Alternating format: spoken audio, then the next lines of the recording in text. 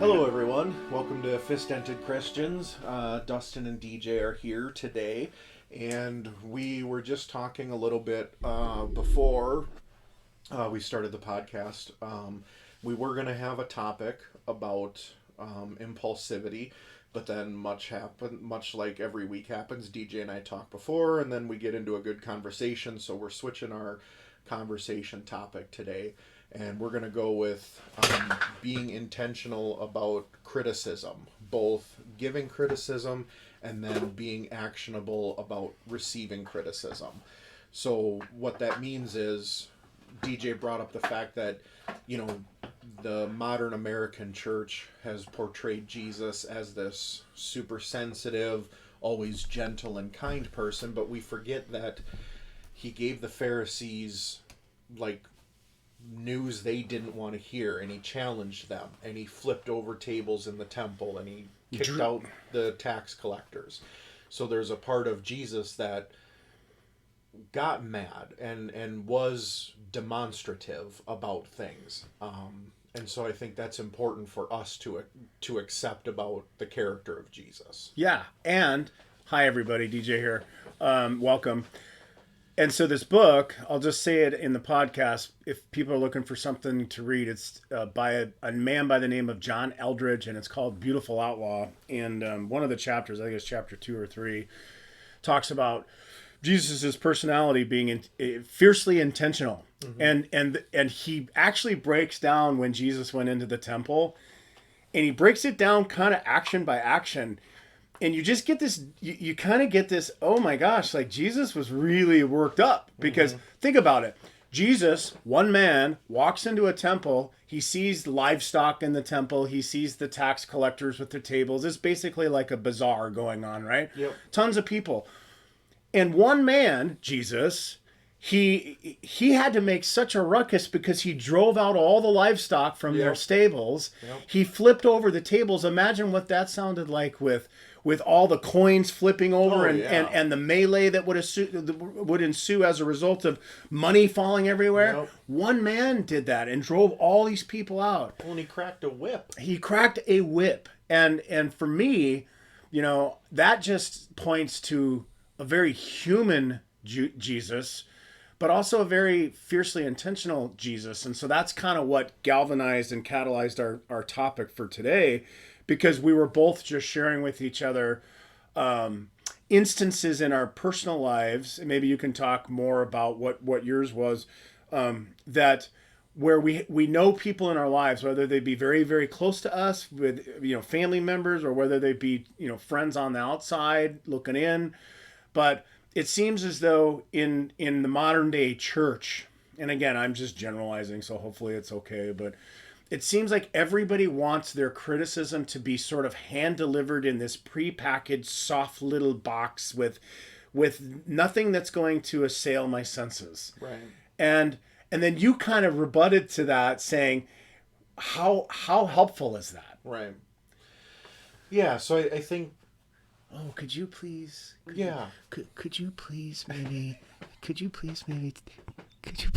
take off your shoes, please? Yeah, it is like... Oh my gosh. It's something that I guess maybe you could try it that way the first time, because that's quote-unquote the nicest way. But if you try it that way and somebody doesn't do anything about it, then you need to be more forceful.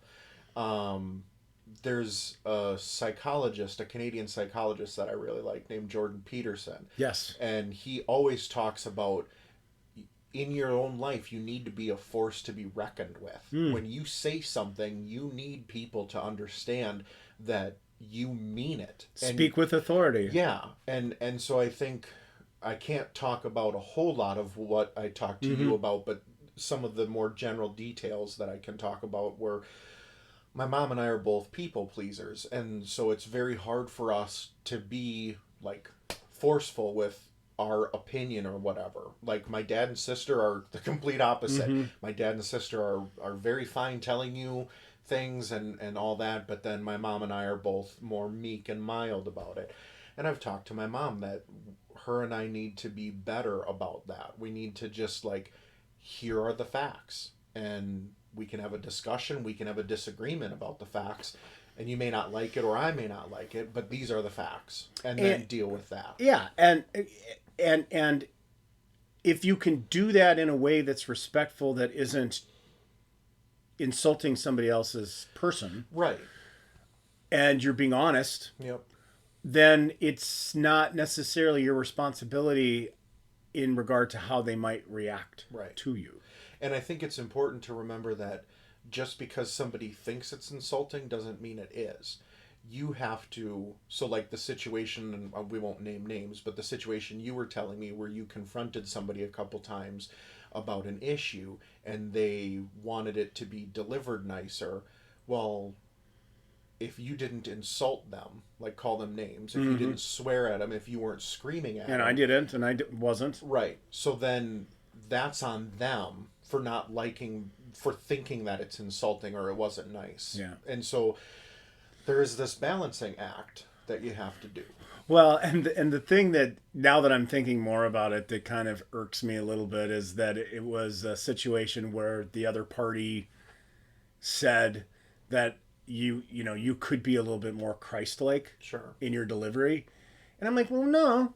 I don't think so. I think that, if you look at Jesus and his teachings, and, how many times did he just kind of roll his eyes with his disciples? Like, Right. Oh, really? Again? Yep. Like, I got to tell you again, like, I've shown you all these things, Yeah. and I've clearly done miracles that you've witnessed. Right. And now you still kind of don't believe. Like, I calmed a storm. I walked on water. I raised Lazarus from his tomb. I mean, what else do you want me to do? Right. And I'm sure, and I can't say I'm sure, but I have a hard time thinking that that was delivered in a, oh, well, guys, Yeah. sit down and, it's almost like incredulity. Like, Right. hey, come on. Right. And I'm sorry if it doesn't. And so that's what I have a problem sometimes with the church and their perception and narrative of Jesus as being this.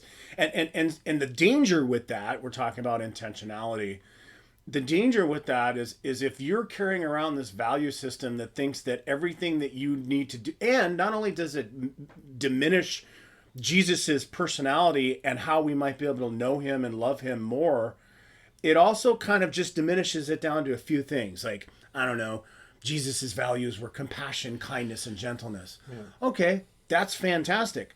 But he was also fiercely intentional. Right. He was also a rebel rouser. Right. He also really enjoyed hanging out with drunkards and prostitutes. He liked those people because those were the ones that he wanted to save. Those are the ones that were going to listen. How many church people do I know? And I haven't been to church since COVID started, but church-going people are gonna, go out of their way to spend a night with a bunch of drug addicts and drunkards, Not very many that I know. Right. It's funny that you mention that we're talking about this, because I just watched the movie The Chronicles of Narnia, The Lion, the Witch, and the Wardrobe. Oh, I love that book. Yeah, and I don't know if I'm assuming it's in the book, but there's a scene in the movie, like at the very end, Aslan is walking away on the beach, and Mr. Tumnus and Lucy are like standing at the capital of Cair Paravel, and as he's walking away, I can't remember who says it. I think Mr. Tumnus says, because they're talking about Aslan walking away, and I think Mr. Tumnus says, he's not a gentle lion. And then Lucy replies with, no, but he is good. And so I think that's a really important thing about God, is sometimes he's not gentle. Mm-hmm. Sometimes, like, he's not going to, like, remove the storm from you. He's going to drag you kicking and screaming through that storm, because it's going to give you something of value that you can use later in life, at least once, if not many times. C.S. Lewis. Yeah. And so I think that there's a lot of times where I think it's super important in our world to value the compassion and mercy and grace that Jesus showed. Absolutely. But I think that's more important for Christians to show the world.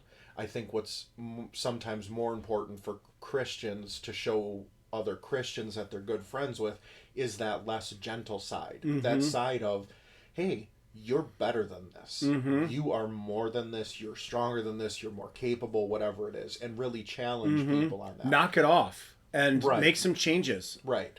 And do it in a way, I mean, everybody's going to be different too in how they receive things. Like I played football in high school, and I can't begin to tell you how mad I'd get at like if I'm lifting weights with the football team and there's that one guy going around just screaming at people, lift it, you mother, and I'm just like, okay, calm down. Testosterone like, yeah. circus. So like for me, I don't need somebody yelling in my face. Right. Some people respond to that. Yeah. So if you know somebody that responds to that, then you do that. Yeah. Get in their face about it.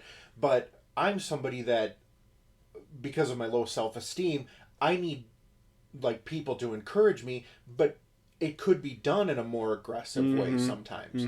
Like I don't need it to Come on, man, one more. You got one more. Yeah. Like right? like I don't need it to just be like, well, Dustin, you know,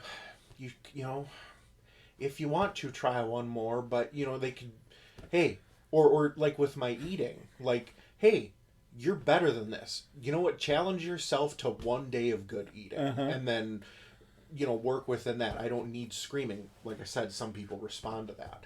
But I think it's very important for Christians, and this kind of leads us to another part of the intentionality that we were talking about, that it is receiving criticism and doing something intentional about that. So that's part of, as a Christian, it's great to like reach out to other people and hold them accountable, but then you also in turn need to do that. You need to let yourself be held accountable. And you need to, when somebody that you trust comes to you and says, hey, this ain't good. Like, are you aware or not aware, and where are you at? You need to be intentional about saying, oh, somebody else recognized this and they thought enough to talk to me about it, and I trust them. This is something I need to work at. And you're not going to change it right away. I mean, maybe you will, but you're going to need to work at it. But be open to that responsibility of working at it. There's big and little things in that regard, right? So when you're talking about that, it made me think just in my personal life with my alcoholism, when I was still a drinking guy.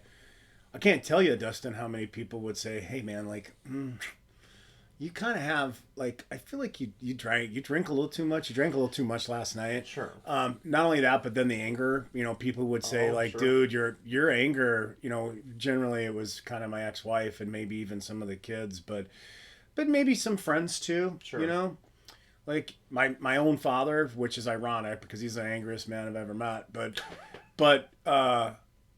you got some anger issues, and you're right. It did happen. I didn't make a change overnight, and quite honestly, they were giving me the criticism because I think most of these people actually do truly care. Sure. But I wasn't, you know, I was just glad handing it. Like, oh, sure, yeah, fine, okay, it's just that one time, right?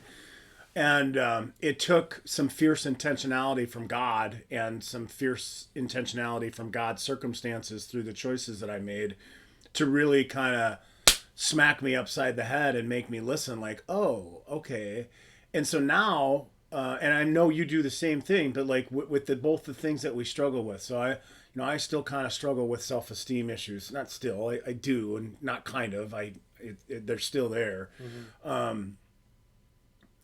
Or, you know, with your diet, or with my, I don't know, you know, codependence, or even just my tendency to overdo it. You know, I'll get or even we were talking about this earlier, just I have a tendency to be judgmental, right? I'm not good at that. I need to be better at that. And so when somebody calls me out about that last night,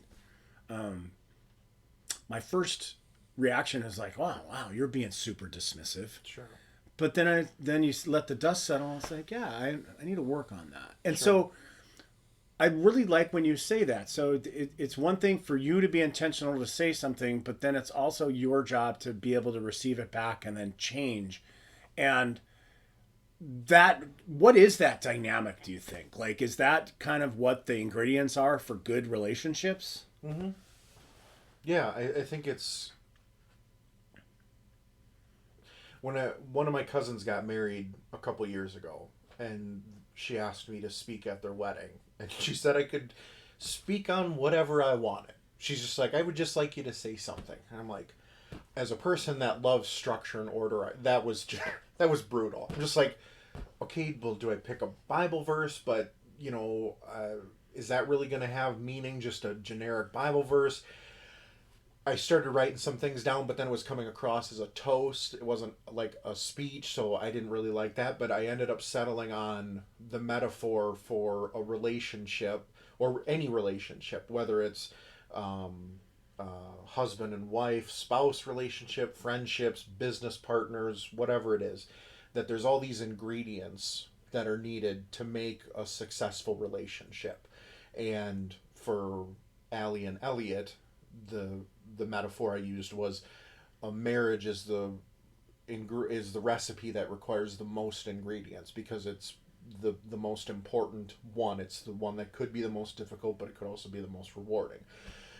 But I think that two main ingredients in any relationship are giving and receiving criticism because it's a very vulnerable thing to receive it, and it's a very powerful thing to be able to give it.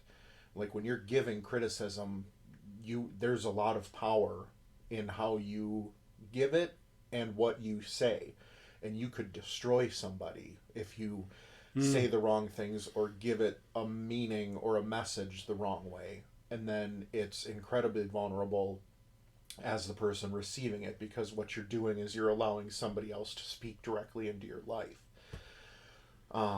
And we both probably can think of things that people have said to us that we have never forgotten. Yeah. Yep. And both positive and negative. Yeah. I can think of things that have been said to me that just crushed me, and they were said to try and motivate me or help me, but the person just didn't understand my personality. Or it was done in anger.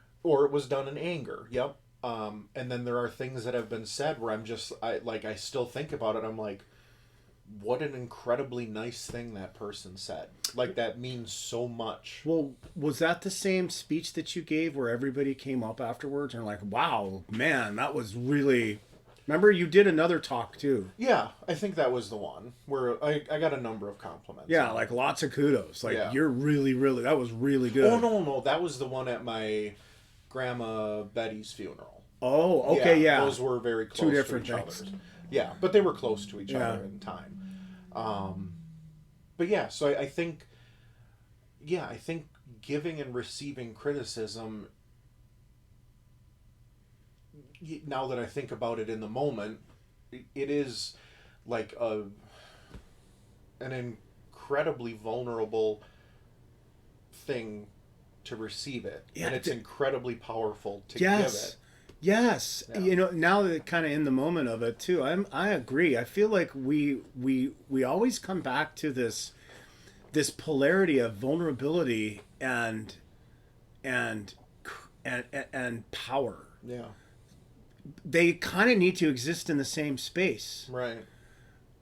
We've talked about vulnerability before. You have to be vulnerable to truly receive criticism. Yeah. That's a scary thing. So it not only takes courage, but you have to be vulnerable and open, which is not something that I think as a society that we really try to edify or lift up. No. I would agree. And so this dance between two people, between vulnerability and power, it's a tricky thing because one is very gentle and one is not so gentle. One is fierce intentionality and the other is more just kind of a gentle surrender. Yep. And because what happens when you have two fierce intentionalities coming at each other? I give you fierce intentionality done constructively with criticism, and then you give it constructive fierce intentionality feedback to me. Yep. What happens? Like you could start arguing. Yes. Yeah, that's a really good point. And I think I'm trying to remember, we had another podcast where we talked kind of about being open to criticism or change or whatever. And I think the only way that you really grow as a person is to have that vulnerability. And we should probably clarify for people that are listening, this doesn't mean that you just let anybody speak into your life anything, because there are assholes out there, and there are people that are just mean to be mean and mean to lift themselves Good up. point. So you have to be intentional about who you let speak into your life. But have some people. And if you don't have some people, find somebody. Find a therapist. Find a pastor at a church. If you're Muslim, find an imam that you trust. Find somebody that there will be somebody out there, and you have to be open to it, but find somebody that you trust that has your best interests at heart. But yeah, you're not going to change ever if you, because it's not even, you have to be careful, because some people listening will say, well, I'm not so arrogant as to think I'm perfect. I know I have my flaws, but if you're not willing to work at it, what the hell's the point of recognizing your flaws if you're not trying to work at it? Well, and I think criticism is just basically another person's acknowledgement of your shortcomings. Right. Yep. And so in a way, it's our responsibility. Like, and I love what you said. You need to respect the person that you're going to be vulnerable to. Yep. And so if you've gone through that process, like this is a loved one or this is a good friend, and so I'm going to be vulnerable. Yep. So that means that whatever they're going to say is either going to be something that you are going to accept and then try to change, or it's kind of their own shit. Right. Okay?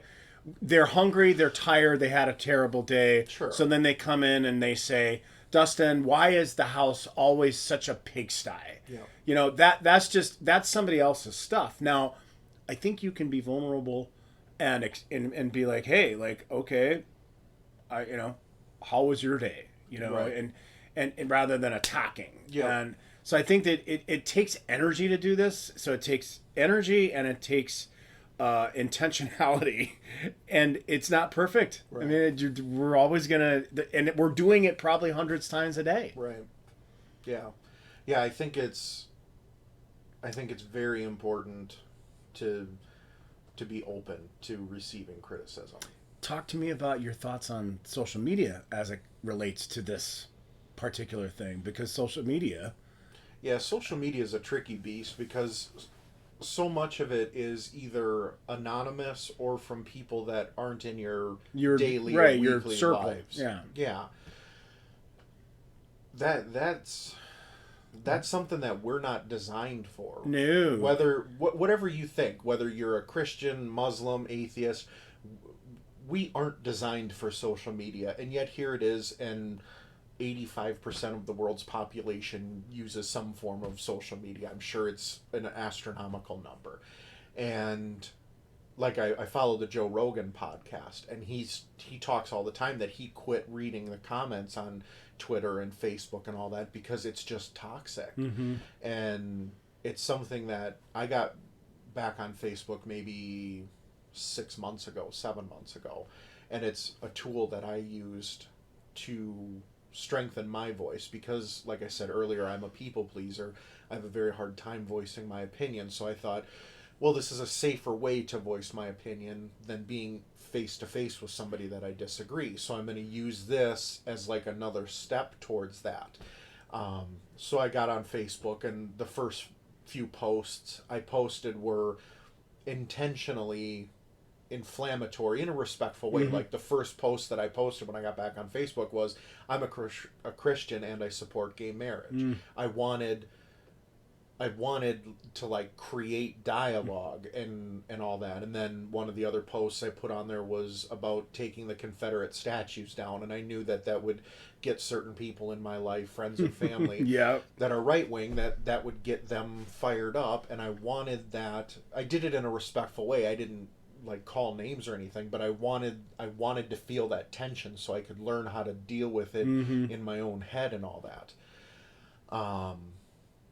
But I've kind of given that up because and I still, because there's nothing there. There's nothing It's there. not going to do anything to change you or others. See, but I disagree with that. It's a much smaller chance than in person, but I still think people can be changed. But I also think it requires respectful, intentional dialogue. So that's the one thing that, like, I just posted on my buddy Dave's Facebook page. He was in a back and forth with somebody about the election and Trump. So Dave took the position that everything was fine and Biden's the president and there's no voter fraud or whatever. And this other guy was more on the side of there's possibly some voter fraud and we need to investigate it and this could be a big sham.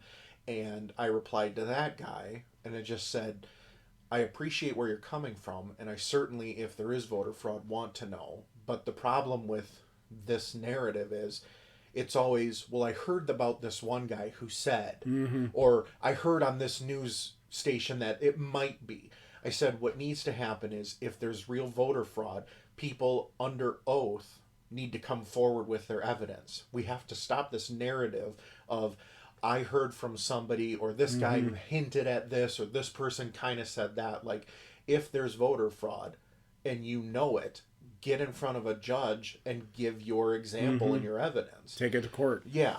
And it was a respectful, there was a couple back and forths and it was respectful. But that's... You didn't change his mind. No. He didn't change yours. But that's not the point for me. But in that regard.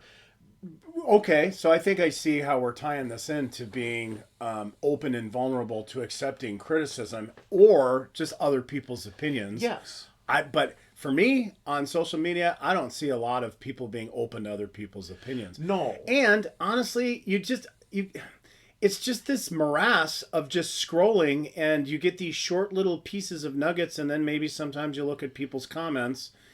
And you're right. You mentioned it's like super toxic, just like Joe Rogan said. Everything is so, like, there's no respectful kind of discourse anymore. And right, but I think there could be. There could be. I think it's just, if everybody gives up, then there won't be. So there needs to be intentional, like, progress made towards that. Yep. And I think that one of the things is you never know. So one of the things that recently just happened to me when you asked about or when you mentioned, like, you can remember good and bad things that are said. So lately, my Facebook posts have changed to just trying to be more uplifting and edifying in daily life. And a guy I went to high school with, that I'm friends with on Facebook, that I haven't talked to since I graduated high school with, one of my last posts just posted, like, hey, Dustin, long time no see. This place is a cesspool, but I really appreciate your posts. Nice. And I was like, that's awesome. And so you never know, just posting respectful things and made a positive impact on Sam. Yeah. And it wasn't anything about changing his mind. He may completely disagree with everything, but because I was doing it in a respectful, intentional way. There needs to be more of that. Yeah. And so I think that's part of it with social media for me is I don't set out to change people's minds.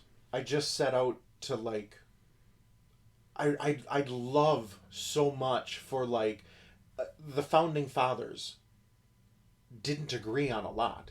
That's why it took so long, because most people don't remember this from civics class, but there was actually, for a small number of years, there was a government in the U.S. that wasn't the United States government with the Constitution. It was formed under the Articles of Confederation, and it was too loosely assembled at the federal level, so the states just kind of ended up going wild and they couldn't all come to agreement. So then these founding fathers had to come back together and do the first and second Constitutional Congress and come up with this stuff.